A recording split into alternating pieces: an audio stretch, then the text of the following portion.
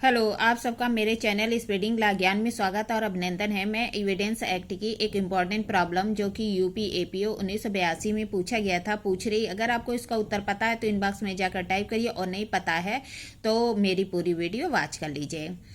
एक मामले में प्रश्न है कि क्या 500 रुपए के लिए ब का आभारी था। ने साक्ष्य दिया कि एक ईमानदार व्यक्ति है। अगर उसने रुपया लिया होता तो उसे मना नहीं करता। क्या कह रहा है कि एक मामले में प्रश्न है कि क्या 500 रुपए के लिए ब का आभारी था। ने साक्ष्य दिया कि एक ईमानदार व्यक्ति है। अगर रुपया लिया होता तो मना नहीं करता। क्या के स्वभाव के बारे में यह साक्ष्य ग्राह्य है। क्या कह रहा है, एक मामले में प्रश्न था कि क्या 500 रुपए के लिए ब का आभारी था। साक्ष्य दिए कि एक ईमानदार व्यक्ति है। अगर उसने रुपया लिया होता तो उसे मना नहीं करता। क्या के स्वभाव के बारे में यह साक्ष्य ग्राह्य होगा। क्या कह रहा है, आइए देखिए प्रॉब्लम का सलूशन। कह रहा है प्रस्तुत समस्या जो एविडेंस एक्ट की धारा 52 है उससे संबंधित है। 52 में सिविल मामलों में पक्षकारों के आचरण को विसंगत बनाया गया है।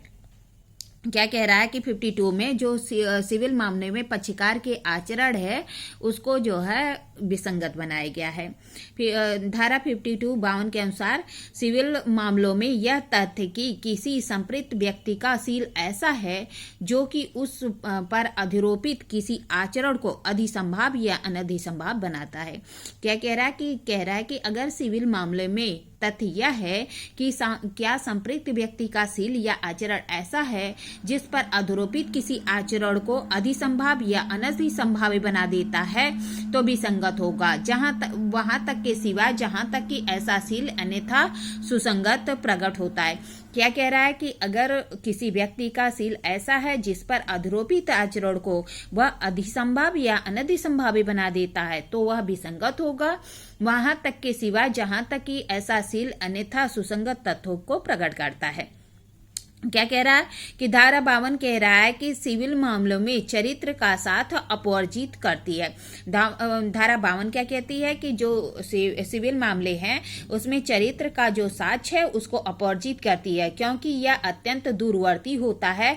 इस प्रकार के साक्ष्य खास तौर पर किसी विवादों को निश्चित करने में कोई भी सहायता नहीं देता क्योंकि इसमें कुछ हानिकारक निष्कर्ष भी निकाले जाते हैं। क्या कह रहा है कि 52 के अधीन जो सील का साक्ष्य है इसको अपवर्जित किया जाता है क्योंकि इसका जो प्रभाव होता है वह दूरवर्ती होता है। इस प्रकार के साक्ष्य को खास तौर पर किसी विवादों को निश्चित करने के लिए कोई सहायता नहीं देता क्योंकि इसके जो निष्कर्ष निकाले जाते हैं वह हानिकारक होते हैं।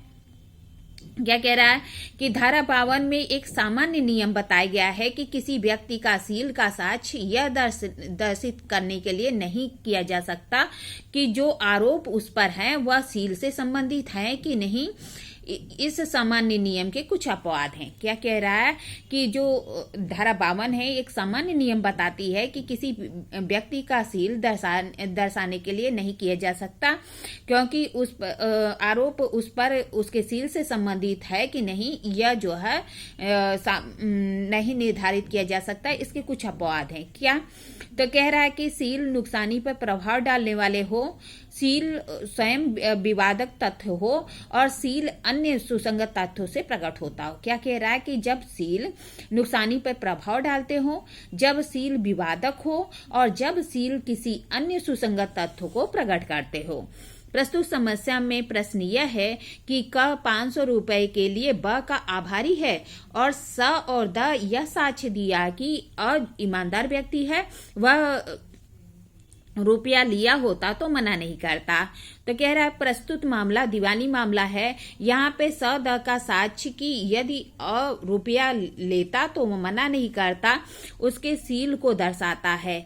वह इतना ईमानदार व्यक्ति है कि वह झूठ नहीं बोल सकता। क्या कह रहा है कि जो ये दीवानी मामला है इसमें स द का साक्ष्य कि यदि वह रुपया लिया होता तो मना नहीं करता, यह उसके सील को दर्शाता है कि वह ईमानदार व्यक्ति है।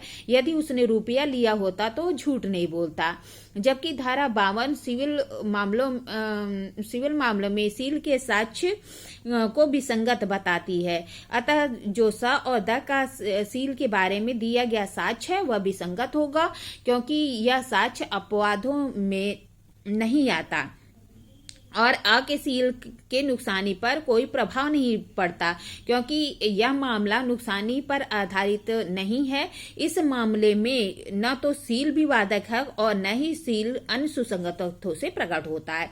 क्या कह रहा है कि यह किसी अपवादों के अंतर्गत नहीं आता, इसलिए जो यह साक्ष्य दिया गया है वह विसंगत होगा, क्योंकि इसमें न तो वह सील विवादक है और न ही वह नुकसानी पर प्रभाव डालता है और न ही सील किसी अन्य सुसंगत तथ्यों को प्रकट करता है। अतः इस मामले में स द का अ के सील के बारे में जो साक्ष्य दिया जाता है वह साक्ष्य विसंगत होगा, क्योंकि इस मामले में क्या था कि प्रश्न यह था कि क्या 500 रुपए के लिए ब का आभारी है और साक्ष्य देते हैं कि वह ईमानदार व्यक्ति है। अगर उसने उधार लिया होता तो मना नहीं करता। तो कह रहा है कि ये जो साक्ष्य है ये विसंगत होगा, क्योंकि यह सील नुकसानी पर प्रभाव नहीं डालता और कह रहा है कि जो सील है वह विवादक नहीं है और किसी अन्य सुसंगत तथ्य पर को प्रकट नहीं करता, इसलिए जो स द का साक्ष्य है वह विसंगत साक्ष्य होगा। इस तरह मैंने आपको प्रॉब्लम बताई, प्रॉब्लम का सोल्यूशन बताया।